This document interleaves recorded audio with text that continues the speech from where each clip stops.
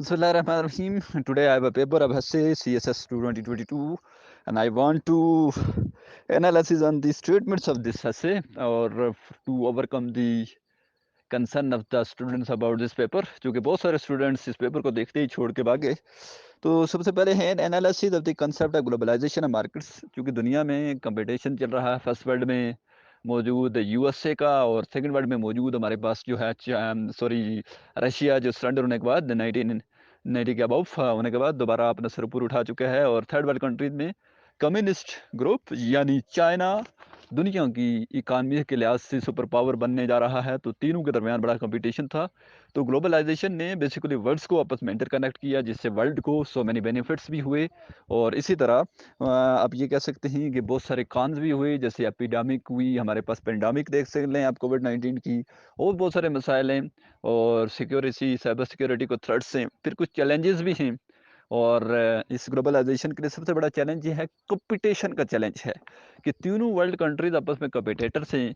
और ऐसी कंपिटिटिव के दौरान वर्ल्ड वार अफेयर्स होने के बहुत बड़े चांसेस हैं. फिर आप वे फॉरवर्ड लिखेंगे और आखिर में आप इसका कंक्लूजन लिख लेंगे. तो ये इसकी जो स्टेटमेंट्स बनेगी, आप ये कह सकते हैं कि यहाँ इसका अगर थीसिस स्टेटमेंट में बनाऊँ तो मैं ये लिख सकता हूँ कि globalisation is a westernisation and now it is moving towards the whole world where it has created lot of opportunities and benefits for the human being. There it has also created problems, issues and आप लिख सकते हैं यहाँ पर कि icons for the worlds, but recent remedial measures which are taken by the world power politics, it seems that in coming future globalization may head towards a positive aspect. तो आप ये लिख सकते हैं. और इसी तरह जो है वो digital democracy, social media and political participants की बात करें तो डिजिटल डेमोक्रेसी की आजकल पाकिस्तान में जो है वो, बल्कि आप कह सकते हैं कि 2020 के बाद डिजिटलाइजेशन की बात हो रही है. तो डिजिटल डेमोक्रेसी बेसिकली क्या है, ये जो इलेक्ट्रिक वोटिंग है और इलेक्ट्रो ईवीएम्स की अंदर कि आप इलेक्ट्रो वोटिंग भी करेंगे. और इसी तरह जो फिजिकली मैदान में आने के बजाय आप जो वो सोशल मीडिया को इस्तेमाल करेंगे, मीडिया को इस्तेमाल करेंगे, ट्विटर्स को, फेसबुक को इस्तेमाल करेंगे. तो ये है आपकी डिजिटल डेमोक्रेसी. तो सबसे पहले आप इसमें लिखेंगे इंट्रोडक्शन, उसके बाद आप लिखेंगे डिजिटल डेमोक्रेसी है क्या चीज़. फिर आप लिखेंगे कि role of social media for the digital democracy. उसमें आप यूट्यूब का अलग लिख सकते हैं, फेसबुक का अलग लिख सकते हैं, ट्विटर का अलग लिख सकते हैं, ठीक है. और इंस्टाग्राम भी मौजूद है आपके पास. और उसके बाद आप लिखेंगे कि participation of political parties for digitalisation of democracy through social media. तो आप देख सकते हैं कि बहुत सारे दुनिया के जो डेमोक्रेट हैं वो सोशल मीडिया पर, फेसबुक पर जो है वो अपने जो है वो बयानात या अपने जो उनकी रिटोरिक स्पीच होती हैं उनको करते हैं. और फिर वर्ल्ड तक वो विद इन 2 सेकंड पूछते हैं. और फिर लोग भी एक ट्रेंड में जाते हैं, वोटिंग करते हैं और अपने जो लाइक अनलाइक जो उनके एम्बेसडर होते हैं, इवन डेमोक्रेटिक पीपल होते हैं या लीडर होते हैं, उनको गिराते भी हैं और उठाते भी हैं. फिर global trade and trade policies of China. तो मैं पहले भी बता चुका हूँ कि आफ्टर सी पैक और जो सबसे बड़ा BRI जो है वो चाइना का, उस वो वर्ल्ड को जोड़ रहा है. और दूसरी तरफ B3 world, back better world जो G7 कंट्रीज का है, जिसमें फ्रांस, यूके और यूएसए और जो वगैरह जो सबसे ताकतवर कंट्रीज है वो शामिल हैं. तो इनका जो कंपटीशन है इसने दुनिया को ग्लोबल ट्रेड में लाया है. अब उसके बाद पॉलिसीज अगर आप देखेंगे तो चाइना की जो फॉरेन पॉलिसी है वो है to enhance the cooperation with the peoples, to provide the border management has openly choice for the third world countries. It also legitimates its relation with the other countries like the second world जैसे Russia मौजूद है. Even it is also a greatest transporter of the goods with USA. चूंकि USA ने industrialisation करने के लिए 1990 के बाद बहुत सारी इंडस्ट्रीज जो है वो चाइना में शिफ्ट की. और अब यूएसए में डेफिसिट हुआ और चाइना जो है वो ऊपर जा रहा है.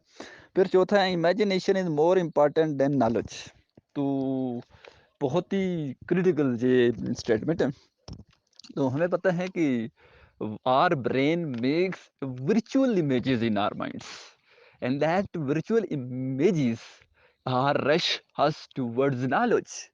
यानी जब तक हमारे दिमाग के अंदर ये इमेजिनेशंस नहीं बनते उस वक्त तक हम नॉलेज की तरफ नहीं जा सकते। तो सबसे पहले इसकी थीसिस इंट्रोडक्शन लिखेंगे, उसके बाद आप लिखेंगे कि what are imagination as compare to knowledge, how imagination are formed, what are the evaluation of the imaginations, how we can compete with that imagination.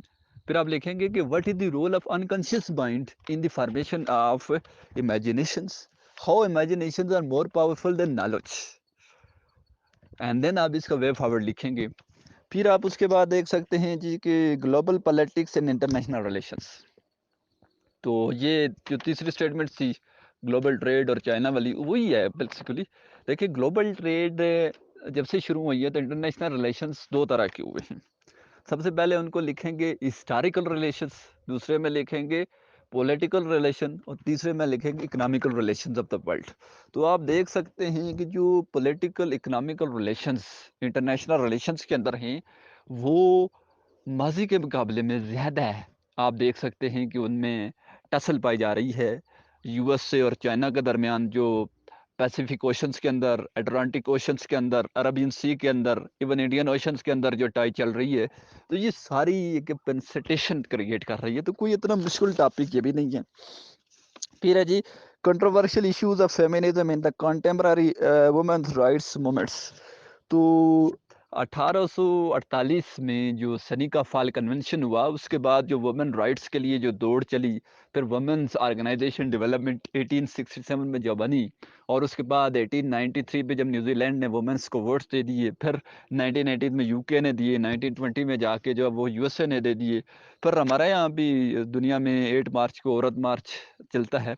तो यहाँ पर कंटेम्पररी इश्यूज बहुत सारे हैं, जिसमें हरासमेंट आती है, जिसमें इक्वल वेजेस नहीं हो रही, जिसमें जो है वो जिस तरह पाकिस्तान के हवाले से आप देखें तो बहुत सारे इश्यूज है वुमेन्स में, जैसे उनको पॉलिटिकल नहीं, एजुकेशनल फ्रीडम नहीं मिल रहा। बल्कि आप मैं चेक कर रहा था डेटा एनालिसिस, तो only 4% of women of Pakistan जो मोर देन एमफिल या पीएचडी है वो मोर देन 18 ग्रेड में तैनात हैं। तो आप इससे participation of women 96% less as compare to male. तो these are the issues you can write अपने कंसर्न पे।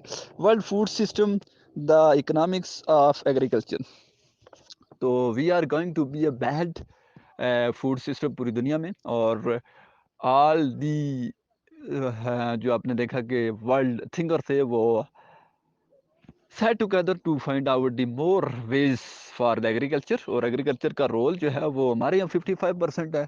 इसी तरह आप अगर 1492 के बाद यूएसए के ऊपर गौर करें तो 1492 से लेकर उनका जो फर्स्ट रेवोल्यूशन आया, दैट इज 1774 टू 1791, उस वक्त तक ये मुकम्मल तौर पर एग्रीकल्चर कंट्री था। इवन आप 1920 जब वर्ल्ड वार 1 जो हुई वहाँ पर भी देखें तो यूएसए का जो सिस्टम था वो एग्रीकल्चर था। उसके बाद वो इंडस्ट्रियलाइजेशन की तरफ चली गई दुनिया।